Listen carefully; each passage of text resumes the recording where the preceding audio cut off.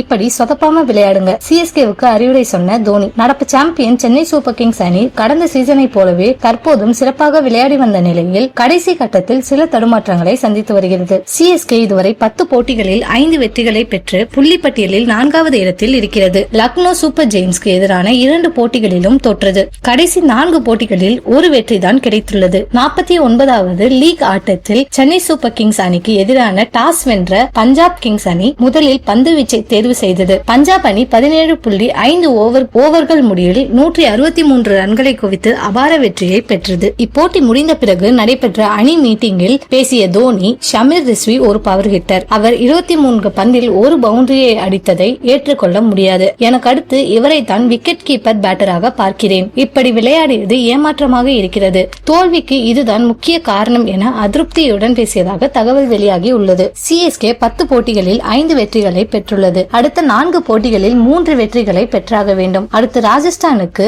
எதிரான ஆட்டம் மட்டுமே ஹோம் கிரேடில் இருக்கிறது. பஞ்சாப், குஜராத், ஆர்சிபிக்கு எதிரான போட்டிகளும் இருக்கிறது.